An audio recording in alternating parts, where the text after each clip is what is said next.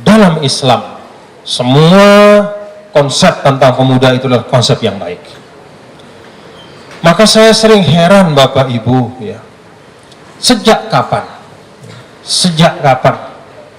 kok kita secara kolektif sering sekali melempar wacana atau menyebarkan anggapan bahwa anak muda adalah sumber masalah. Sejak kapan? Ini saya perlu mengajak kita semua untuk berpikir sungguh-sungguh. Bukan konspiratif, tapi jangan-jangan, wallahu a'lam, tidak adanya kebetulan ketika suatu masyarakat itu ada anggapan yang umum bahwa anak-anak muda itu sumber masalah. Jangan-jangan itu cara dari orang-orang yang tidak suka dengan masyarakat itu, bagaimana agar potensi yang besar itu kemudian termarginalkan, bagaimana anak-anak muda kehilangan kepercayaan, bagaimana potensi yang besar ini kemudian merasa bahwa tidak bisa memerankan apa-apa, sehingga rugi kita seluruh umat. Dalam Islam tidak pernah ada dalam Al-Quran hadis wacana yang pesimistik, apalagi destruktif tentang anak-anak muda. Selalu yang disebut adalah hal-hal yang baik. Dalam hidup Rasulullah SAW kita lihat di kiri kanan beliau itu rata-rata anak muda semua.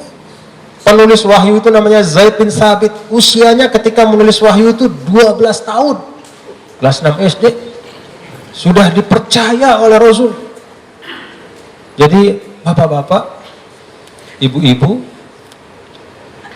kalau ada anak kita yang minta kepercayaan dari kita, kasih kepercayaan itu.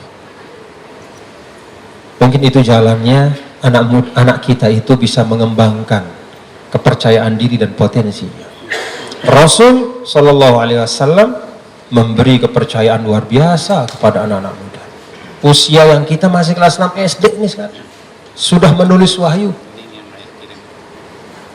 Apa yang lebih penting bagi peradaban Islam selain daripada teks-teks Al-Quran? Rasul kasih kepercayaan untuk menulis, mendokumentasikan teks itu kepada anak yang usianya 12 tahun.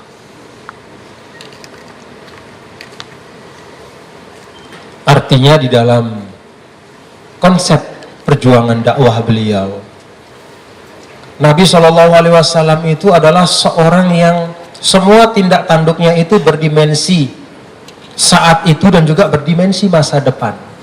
Dalam konteks kita sebagai umat, maka semua perbuatan Rasul Shallallahu Alaihi Wasallam itu adalah uswah dan qudwah. Ada nilai keteladanan di dalamnya.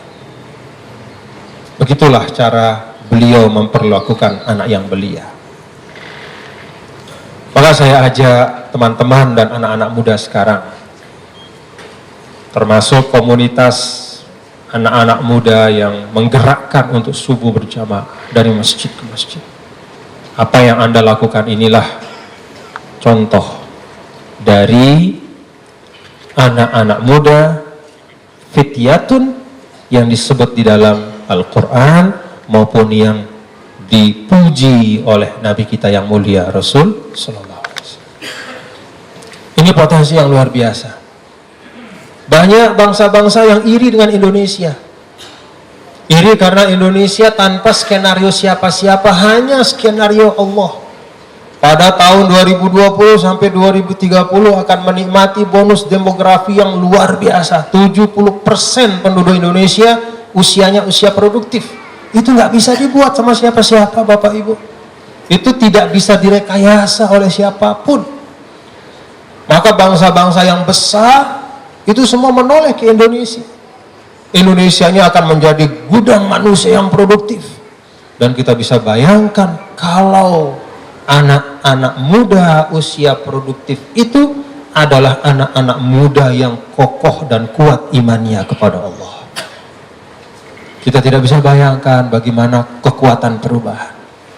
Maka banyak orang yang kemudian menoleh ke Indonesia dan melihat masa depan Islam itu ada di Indonesia. Karena memang amarat ya, amarat itu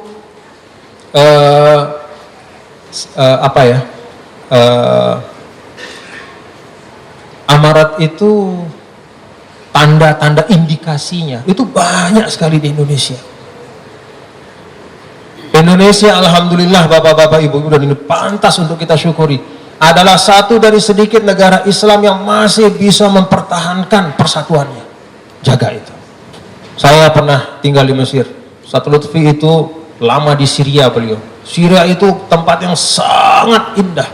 Ulama-ulamanya di seluruh sudut dan penjuru.